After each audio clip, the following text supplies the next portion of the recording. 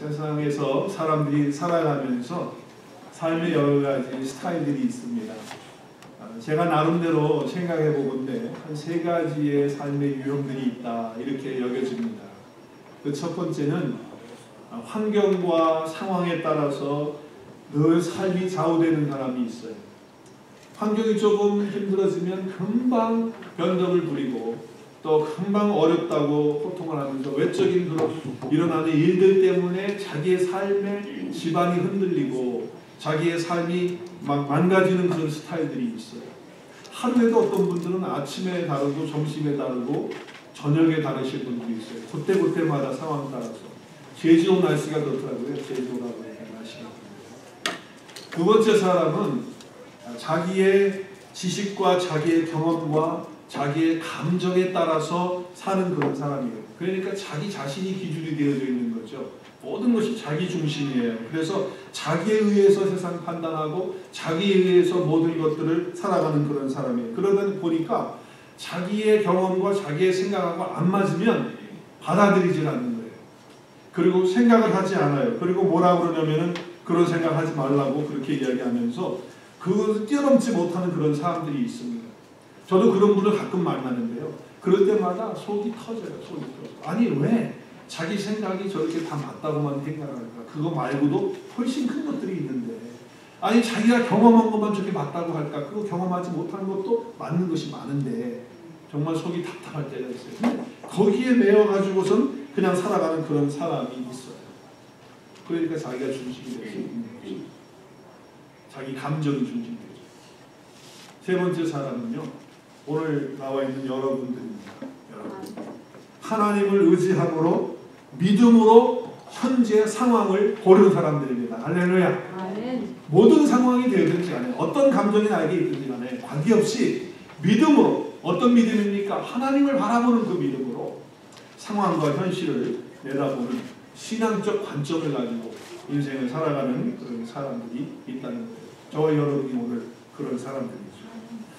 지금 우리가 하나님을 믿는 신앙으로서 세상을 살아가면서 육신적으로나 정신적으로나 영적으로나 또 환경적으로 경제적으로 고통받고 공격받을 때 내가 어떻게 반응하느냐 그것에 따라서 내가 하나님의 그 의지하는 그 믿음으로 내가 서서 가느냐 아니면 나의 경험이나 나의 생각으로 중심이 돼서 아니면 환경이나 외적인 어떤 일에 대해서 흔들리고 좌우되는 그런 삶인가 한번 점검해 보는 그런 시간 가운데 예배했으면 좋겠습니다. 정말 그렇습니다. 사람들은요 여러 가지 힘든 일들 때문에 마음속에 두려움이 있어요. 지금은 힘든 일이 없다 할지라도 마음속에 늘 가지고 있는 게 뭐냐면 지금은 이렇게 좋아도 앞으로 또 큰일 나는 거 아니야? 앞으로 어려운 일이 생기는 거 아니야? 그래서 이런 두려움과 염려 걱정 속에 사로잡혀 있게 되는 거예요. 그래서 현실은 사실 그렇지 않은데도 불구하고 그렇게 될 것처럼 여기면서 자꾸 생각하는 그런 사람들이 있어요. 그런 사람들은요 이미 발생하지도 않은 일 때문에 끌어다가 빌려다가 두려워하고 걱정하기 때문에 삶이 마비가 되고요 그리고 삶이 평탄치 못한 그런 모습들을 볼 수가 있어요. 여러분 개와 고양이가 같이 맞닥뜨려서 있는 거 보셨습니까? 제가 얼마 전에 유튜브를 보니까 유튜브에서 그 이상한 영상들 많이 올리잖아요. 근데 쥐에 의해서 고양이가 쫓겨다니는 그런 영상을 하나 본 적이 있어요. 그건 아주 특별한 케이스고 제가 한국에 있을 때 실제적으로 고양이와 쥐가 만났을 때 그 상황을 본 적이 있어요. 여러분 혹시 그런 거 본 적 있으십니까? 저는 딱 봤습니다. 고양이가 여기 있었고 쥐가 한 이쯤 떨어져 있었습니다. 상당한 먼 거리입니다. 그런데 고양이와 쥐가 눈이 딱 마주치는 순간에 어떻게 된 줄 아세요? 이 쥐가요 사실 뒷발이 길기 때문에 그 정도 간격이면요 충분히 도망갈 수 있습니다. 제가 볼 때 판단할 때 그렇습니다. 그런데요 쥐가 꼼짝도 못한 겁니다. 뭐 떠는 것까지는 모르겠어요. 하여튼 움직이지를 못하겠어요. 움직이지. 고양이가 한 발, 두 발 오는데 가지 않아요. 그리고 고양이가 왔어요. 와가지고 그 앞에 딱 서서 딱 치니까 그래서 자빠진 거예요. 제가 그 모습을 보면서 야 진짜 고양이 앞에 쥐다라고 하는 생각을 그때 한 적이 있어요.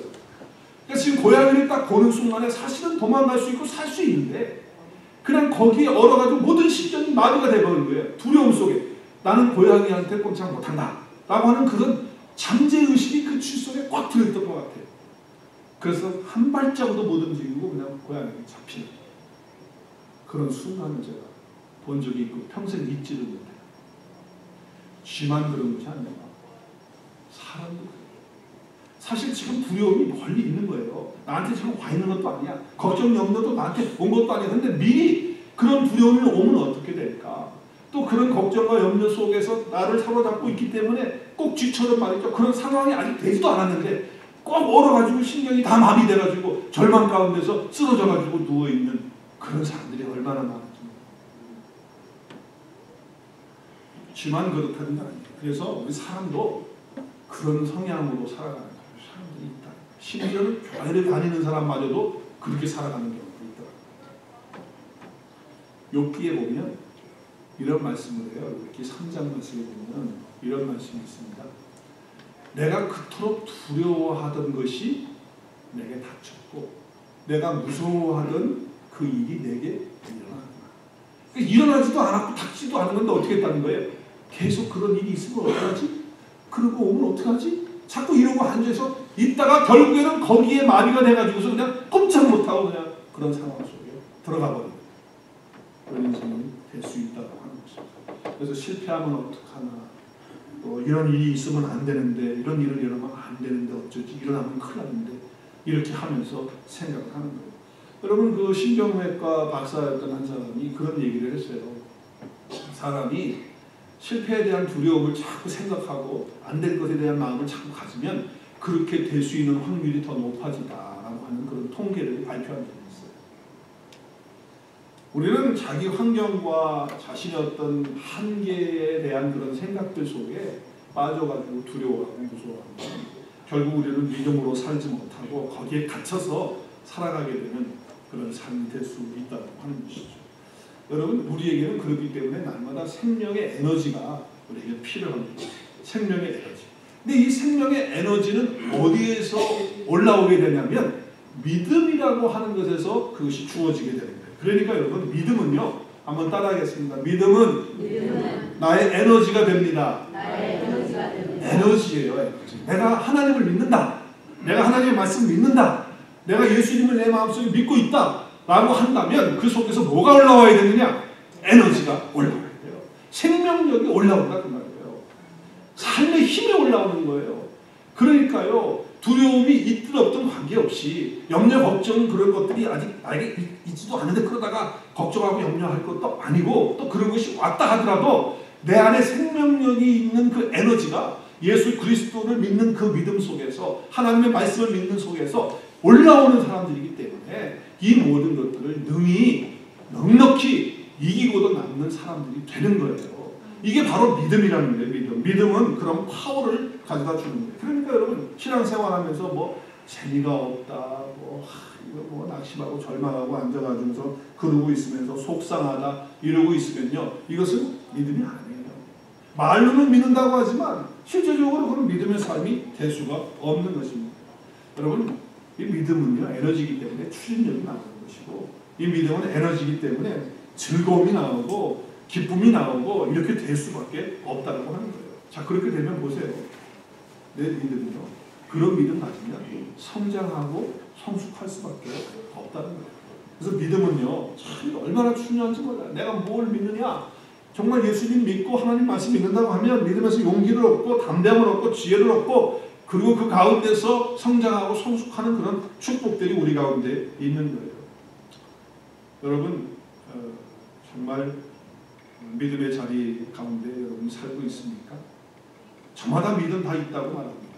다 믿는다고 말하고요. 요즘에 전도해보면 다 교회 다닌다고 믿는다고 말하면, 물어보면 다 믿는다고 그래요. 근데 실제적으로 보면 하나님을 믿는다고 할 때 그 믿음이 뭔가라고 하는 걸 생각해보면 하나님을 믿는다고 하면서도 뭘 또 믿느냐? 돈을 믿더라고요. 내가 어저께 보니까 확실히 돈을 믿고 돈을 믿고 네. 그리고 청진기 믿고 그렇더라고요. 어제 우리 돌잔치가 있어서 제가 예배인도 하고 돌잔치 했는데 돌잔치의 뭐 하이라이트가 뭐 돌잡이라고 해요. 돌잡이. 그래서 그 아이가 뭐를 잡느냐, 이제 뭐 재미로 하는 거죠. 그렇죠? 근데 거기에 성경책이 빠져 있더라고요. 없더라고, 성경책이. 보험도 있고, 저 실도 있고, 그 다음에 뭐 있었죠? 청진기도 있고, 그 다음에 판사가 때리는 그 망치도 있고, 또 연필도 있고, 뭐 이렇게 있는데 성경책을 하나 따랐어. 그래서 내가 성경책도 있어야죠. 그리고 성경책 갖다 놨거든요. 그래서 내 속내에는 성경책을 좀 찾았으면 좋겠다. 이제 이렇게 기다리고 있는데, 부모님들이요, 으쌰으쌰 하는데, 집사님들이시거든요. 집사님들이신데, 돈 잡아라! 돈 잡아라! 그리고 청진기 잡아라! 청진기 잡아라! 그리고 또 그 친척들도 뭐 돈 아니면 청진기 뭐 이런 것만 붙잡아. 한 번도 내 귀에 성경책 잡으라는 얘기가 안 들리더라고요. 네, 물론 재미있게 하기 위해서 하는 것이지만 우리의 신앙생활 하는데 보면 믿는다고 하면서 하나님 믿는다고 하면서 실제적으로 현실이 딱 부닥치면 하나님 믿는 것보다도 현실 가운데 내가 얻어야 될 것은 더 믿는 거예요. 그리고 그걸로 가는 길이 얼마나 많은지 모르다. 제가 한번 말씀드렸는지 모르겠는데 어떤 성도님이 자면서 꿈을 꿨대요. 꿈을 꿨는데 낭떠러지 절벽에서 확 떨어지는 꿈을 꾼 거예요. 그 별로 좋지 않은 꿈 같은데 떨어지는 꿈을 꿨는데 막 떨어지다가 나뭇가지 하나를 중간에 딱 잡아가지고서 이제 살 수 있는 그런 기회를 얻은 거예요. 근데 누가 도와줘야 올라갈 거 아니에요. 근데 시간이 지나면 지날수록 나뭇가지가 점점 밑으로 내려 부러질 것 같고 이제 막 흔들릴 것 같고 저기 놓게 되면은 그게 부러지게 되면 자기 낭떠러지에서 떨어져 죽는 거예요. 이제 그런 꿈이에요. 그런데 꿈속에서 어떻게 됐어요? 사람 살려주세요 소리를 막 지르고 도와달라고 막 소리를 지르는데 아무도 기척이 없는 거예요. 그런데 조용하게 어디서 들려오는 소리가 있었어요. 나다. 누구신데요? 누구신데요? 나 네가 믿는 하나님. 하나님 오셨군요. 감사합니다. 하나님 저를 도와주실 것을 믿습니다. 하나님 감사합니다. 빨리 도와주세요. 저 조금만 있으면 떨어져 죽을 것 같아요. 도와주세요. 도와주세요. 그래 내가 도와줄게. 걱정하지 마라. 너 나 믿지? 예 그럼요. 제가 하나님 믿지요. 그래. 그럼 네가 잡고 있는 그 나뭇가지를 좀 놓을 수 있겠니? 그들이 그걸 꽉 더 붙잡고서는 한참 조용히 생각하고 있다가 하는 얘기가 뭐냐면 거기 누구 다른 사람 없어요 하면서 소리를 질렀다는 거 아니에요. 그러다가 잠에서 벌떡 깼다. 여러분 꿈 같은 얘기지만 우리의 현실의 삶을 보면 그래요.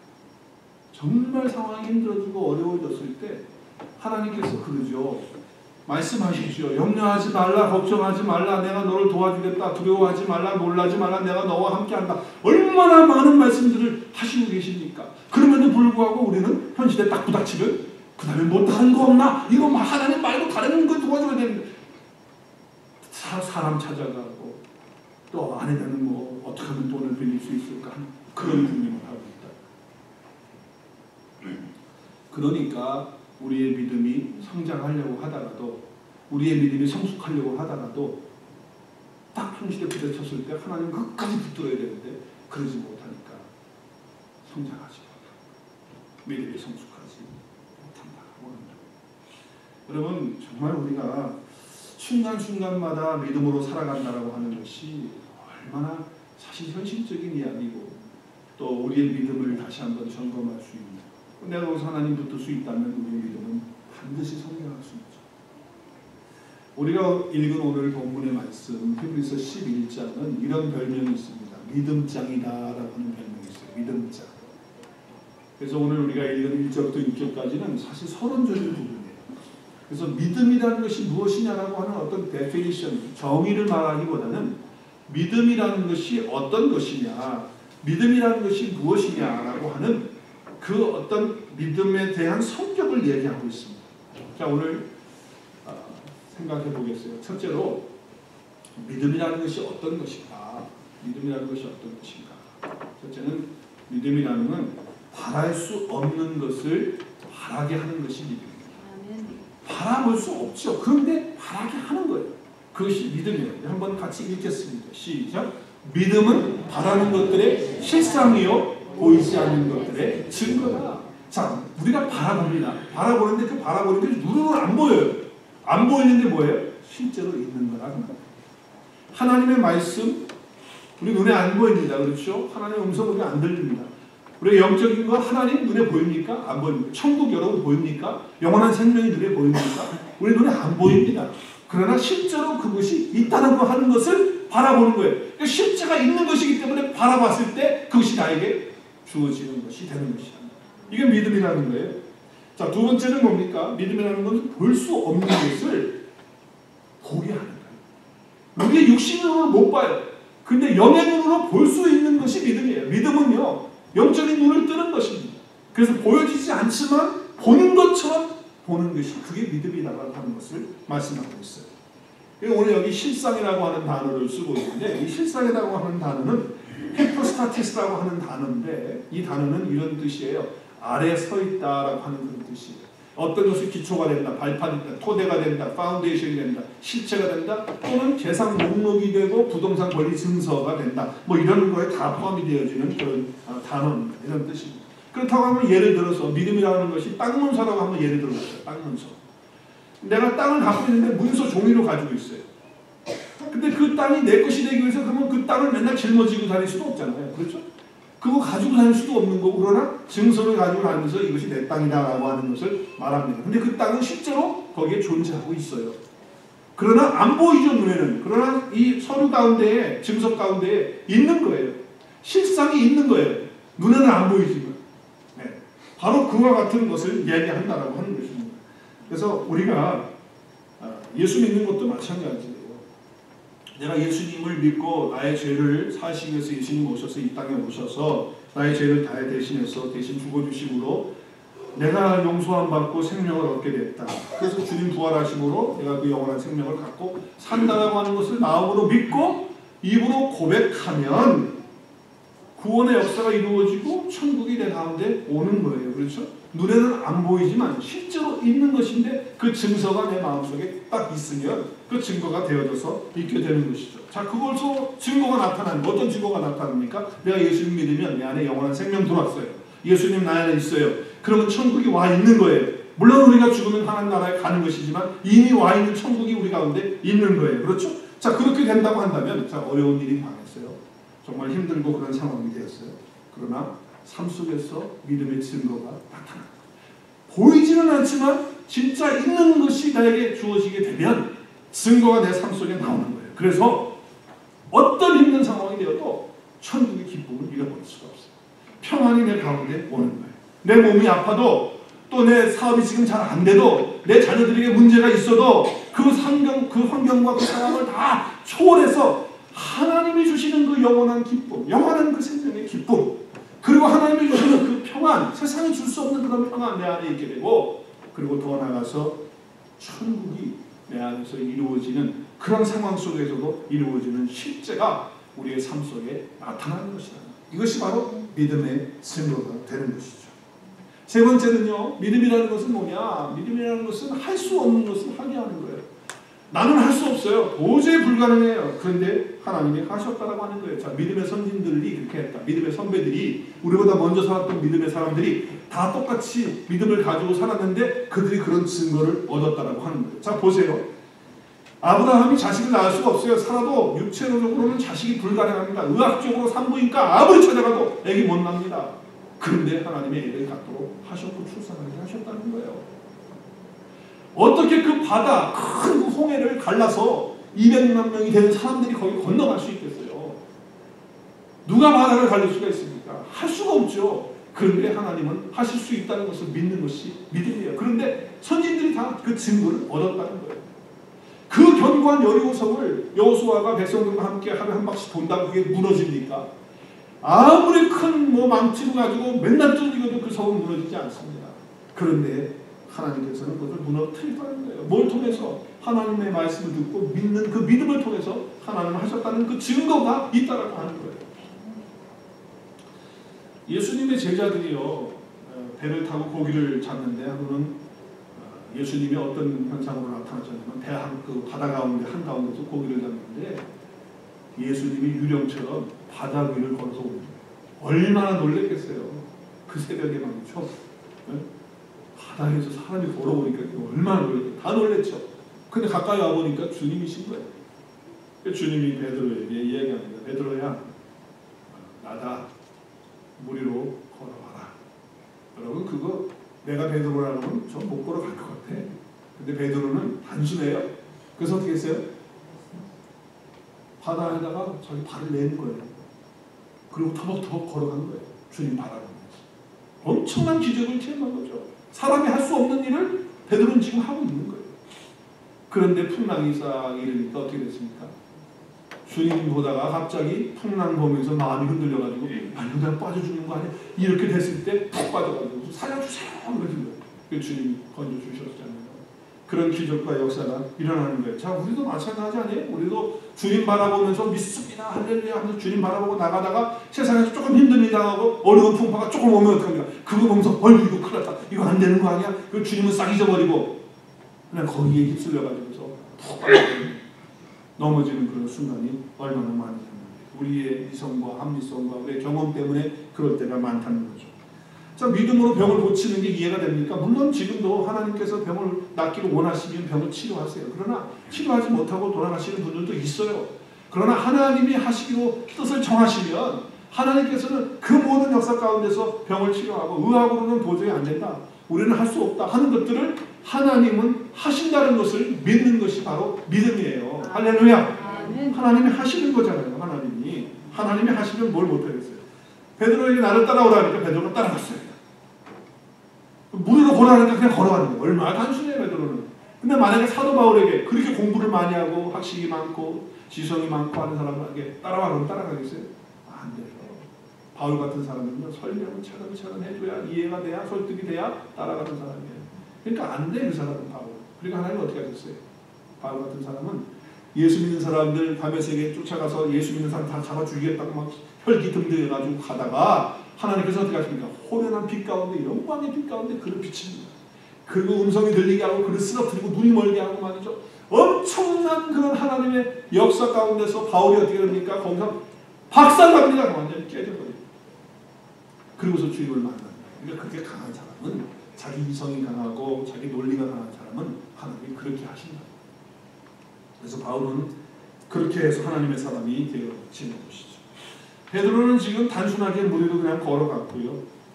의심 생기지 않았지만 풍파가 있었을 때 의심이 들어와서 넘어지게 되었다고 합니다. 자, 그러면 우리의 믿음의 원리를 보면 믿음이라는 것이 보이는 것에서 오는 것이 아니라고 말씀하셨어요. 그렇죠?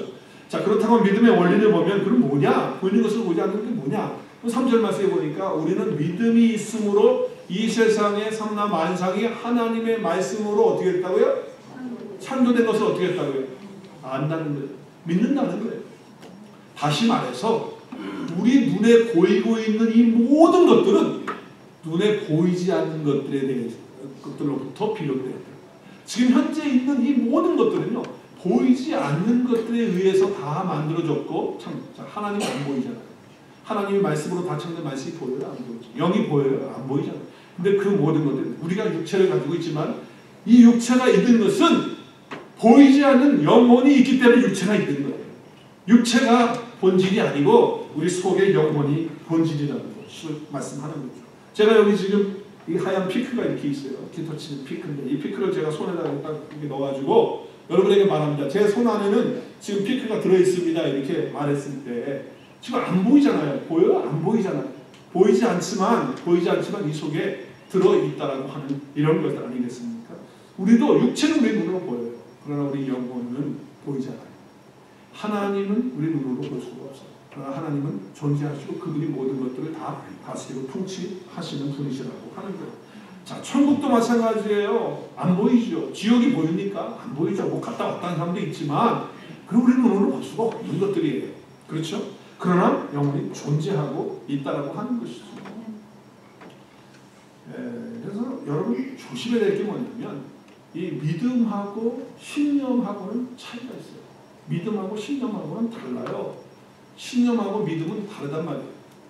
그래서 여러분 이 믿음의 공식이 뭐냐면 우리가 늘 믿음의 공식을 잘 가지고 있어요.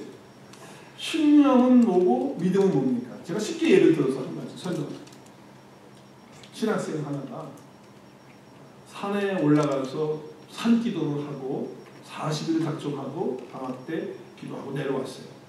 내려왔는데 동네쯤 내려오니까 막 홍수가 나가지고 다리 하나가 있는데 다리를 건너가야 자기 동네를 갈 수 있는데 그 다리가 물속에 다 잠겨버린 거예요. 자, 그런데 이 신학생은 지금 기도원에서 40일을 기도했기 때문에 뭐가 강할까요? 지금 자기 나름대로 믿음이 강할 거 아니겠죠? 그래서 갑자기 생각이 납니다. 뭐가 생각이 나죠? 베드로가 무리를 걸어갈 것이 생각이 납니다. 그래서 어떻게 합니까? 하나님 아버지, 베드로도 무리를 걸어 싸우니 저도 무리를 걸을 줄로 믿습니다. 제가 그렇게 가야 내가 저 강을 건너가야 내 집으로 갈 수 있으니까 하나님 그렇게 하실 것을 믿습니다. 제가 갑니다. 그래서 하나, 둘, 셋 해가지고 막 달려가서 그 다리를 건너가겠다고 무슨 첨벅 하다가 어떻게 됐을까요? 급류에 휩쓸려가지고 동동 떨어져서 살려줄 상황이 된 거예요. 그래서 구조대원들이 와가지고 그를 간신히 건져가지고 살려가지고 병원에 입원시킵니다. 그래서 그 신학생이 병원에 누워가지고서 링겔 꽂고서는 뭐라고 생각하냐면, 베드로는 무리를 걸어갔는데 왜 나는 못 걸어갈까? 믿음으로 갔는데 왜 안 될까? 그래서 고민을 하기 시작한 거예요. 그러다 해결이 안 되니까 퇴원하고 나서 자기 담임 목사님을 찾아가서, 목사님, 베드로는 무리를 걷는데 나는 무리를 못 걸어가지고 그냥 구조대원에 의해서 간신히 살았는데 이거 어찌 된 겁니까? 제가 믿음이 없으니까 목사님 믿음에서 기도해 주십시오. 제가 믿음이 없는 것 같습니다. 이렇게 이야기를 했어요. 그때 여러분이 담임 목사님이라면 뭐라고 대답을 해주겠어요? 여러분 뭐라고 대답해 주겠어요? 여러분이 담임 목사님, 그 목사님이 이렇게 얘기를 한 거예요. 한 가지 내가 물어볼 것이 있는데, 학생이 무리로 막 갈 때 주님께서 오라고 해서 갔나? 그랬더니 아니요, 오라고 하신 건 없어요. 그냥 제가 건너갈 수 있을 것 같아서 그래서 그냥 간 겁니다.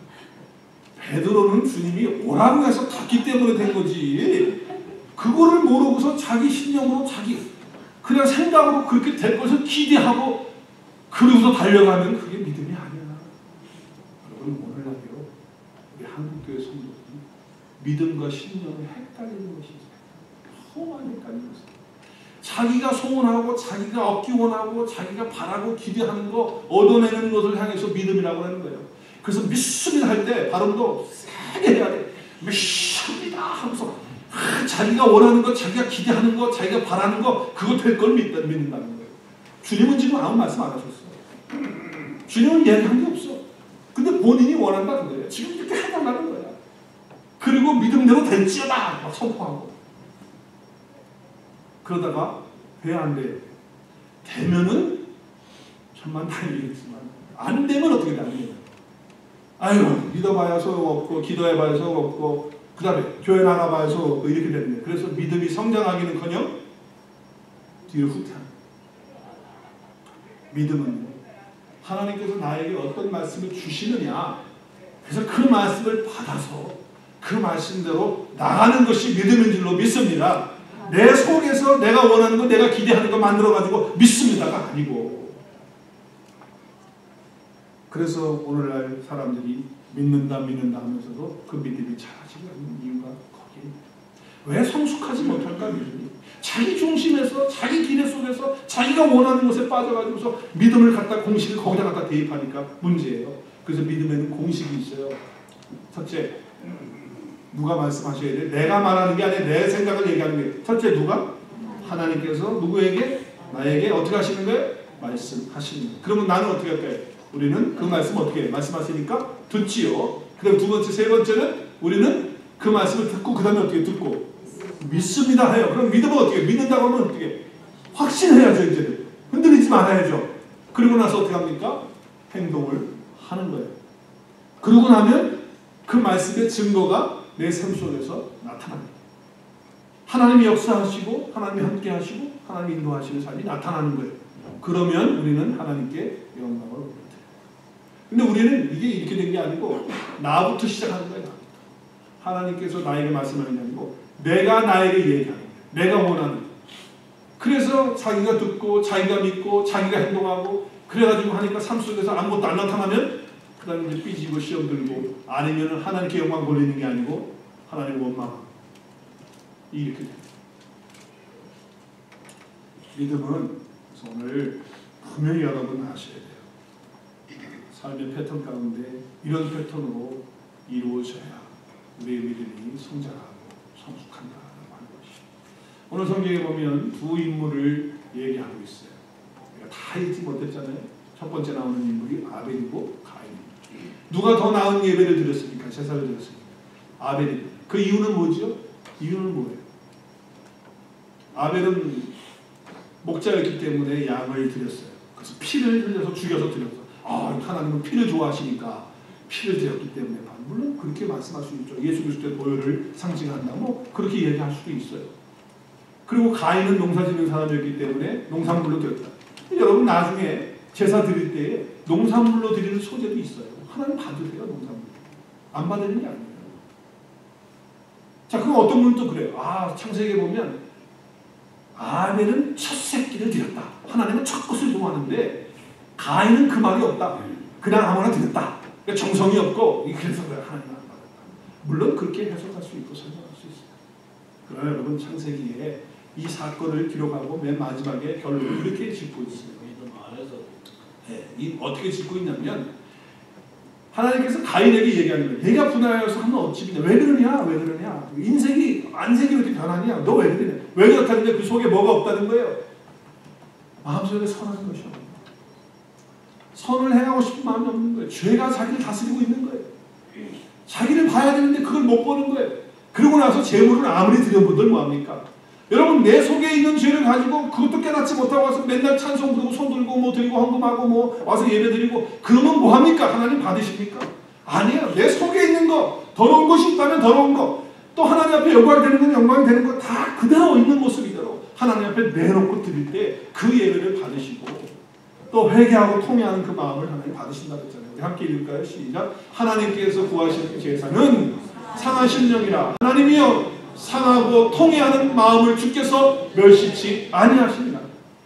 우리가 하나님 앞에 그런 마음의 자세를 가지고 예배를 드릴 때 하나님이 예배를 받으시는 거예요. 그러니까 우리 예배할 때 형식적으로 예배 드려가지고는요 우리 믿음 성장하지 않습니다.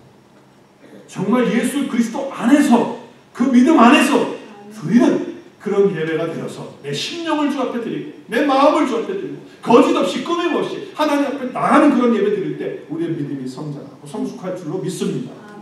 예배가 바로 드려야 돼요. 예배가 받으시는 것입니다. 자, 두 번째 사람 소개하죠. 누구죠? 에녹입니다. 여러분 에녹은요 평범한 사람이었어요. 자식 키우고요 농사일 하고요 평범하게 살았어요. 300년을 살면서 누구하고 동행합니까? 하나님과 동행. 근데 하나님과 동행하는 하나님은 어떻게 했습니까? 그냥 데려와서 죽음을 맛보지 않고 천국 간 사람이 에녹이에요. 우리는 죽음을 통과해야 되잖아요. 근데 이 사람은 죽음을 통과하지 않고 하나님 앞에 가는 사람이에요. 물론 나중에 엘리야도 그렇게 됐죠. 그래서 그걸 우리에게 샘플로 보여주는 거죠. 어찌됐든지 간에 에녹은 하나님과 동행함으로 하나님을 기쁘시게 하는 사람이 되었어요. 하나님을 기쁘시게 하는 친구가 되었다. 그래서 보세요. 오늘 5절에 보니까 에녹은 죽음을 맛보지 않고 가는데 누구를 기쁘시게 했다고요? 하나님과 동행하니까 누구를 기쁘게 합니까? 하나님을 기쁘시게 한다고 하는 것이죠. 자, 그럼 하나님과 동행한다는 것이 뭡니까? 첫째는 하나님과 동행한다는 것은 하나님이 내 안에 계신다는 것을 항상 아는 것입니다. 할렐루야. 하나님이 내 안에 항상 계세요. 내가 잠을 잘 때도 계시고요. 내가 일할 때도 있고요. 내가 텔레비 볼 때도 있고요. 내가 어디 가서 운전할 때도 있고요. 항상 하나님이 내 가운데 계십니다. 살아계시는 그분은 지금 내 안에서 나와 함께 계신다라고 하는 이 믿음과 확신을 가질 때에 우리의 믿음이 성장하는 거예요. 내가 그리스도와 함께 연합이 되어져 있고 내가 하나 되어져서 한 몸을 이루고 있다. 내가 고난당할 때도 누구 함께 고난당할까? 주님이 함께. 내가 기뻐할 때 누가 함께 기뻐할까? 주님이 함께 기뻐하고. 내가 마음이 슬플 때 누가 지금 함께 슬퍼하고? 주님이 항상 주님이 내 안에 계신다라고 하는 이 믿음으로 시작하는 것이죠. 두 번째는 하나님과 동행한다는 것은 뭐냐? 모든 것을 기대하는 거예요. 누구에 대한 기대입니까? 하나님께 대한 기대. 하나님께서 모든 것 좋은 거 주신다. 선한 거 주신다. 하나님께서 행하시는 모든 것 다 선한 것이다 라고 하는 것을 믿고 나가는 거죠. 그래서 하나님과 친밀한 관계 속에서 그렇게 살아가는 거예요. 그래서 여러분 이렇게 기대를 두고 사는 사람은 어떻게 살까요? 아침에 일어나면 믿음으로 기도하면서 하루를 시작합니다. 하나님 나에게 이런 은혜를 주셨고 상을 주시는 분이시니까 나를 도와주시고 나와 함께 하실 것을 믿습니다 하고 하루를 시작합니다. 아침에 눈 뜨면서 아이고야 내 팔자야, 내가 또 오늘 아침에 또 일 나가야 되는구나, 왜 이런 인생을 살아야 되지, 괴롭다, 언제 끝나냐, 아이고 이러고 시작하는 게 아니고 내 안에 계신 주님이 함께 계시고 하나님께서 오늘도 나에게 이 삶을 주셨다면, 하루의 삶을 주시고 아침에 눈을 뜨게 했다면 분명히 하나님께서 나에게 향하신 뜻이 있고 오늘도 하나님의 영광을 위해서 살라고 이렇게 하시는 것이다. 분명히 오늘 하루의 삶을 통해서 하나님이 가장 좋은 것을 주실 것이다. 할렐루야. 이렇게 기대하고 하루를 시작하는 거예요. 우리 김림 목사님 어제 그런 얘기하는, 목사님 제가 요새 매일 새벽 기도 나오는데 새벽 기도 나오는 힘으로 삽니다 그러시더라고요. 아침에 일어나서 첫 번째 하나님께 삶을 드리고 사니까 자기를 향해서 공격하고 힘들게 하고 팍팍 긁는 거 일이 막 올라온다는 거예요. 그래도 하나님 주시고 기대하는 그 믿음으로 승리하는 삶을 산다는 거예요. 그럴 때 뭐가 자라요? 우리 믿음이 자라고 우리 믿음이 성숙해 가는 거예요. 하나님이 나와 언제나 함께 하십니다. 오늘 이 시간에도 내 안에서 그리스도의 영으로 또 예수님이 내 안에 연합되어서 함께 있는 존재가 나다. 이거를 다 경험하면서 살면 믿음이 안 자랄 수가 없죠. 그리고 하나님은 모든 것에 좋은 것으로 주시는 분이시기 때문에 내가 그분을 기대한다. 한번 따라하겠습니다. 오늘도 주님이 나를 위해 준비해 주신 귀한 날입니다. 주님, 오늘도 나와 함께 동행해 주시고 기쁨으로 감사함으로 살게 해 주옵소서. 아침부터 이렇게 시작할 수 있기를 바랍니다. 이런 삶을 살게 되는 사람 하나님 축복 안 할 수 없고 믿음 가운데 승리할 수 있는 사람. 눈 뜨자마자 담배값 찾지 마시고, 눈 뜨자마자 핸드폰 가지고 왔다 갔다 하지 마시고, 눈 뜨자마자 이렇게 하나님께 기도하고 하나님과 함께하는 삶을 살게 되면 오늘도 주님이 우리와 함께 하시는 귀한 은혜를 통해서 우리의 믿음이 쑥쑥 자라나고 성숙한 신앙생활 될 줄 믿습니다.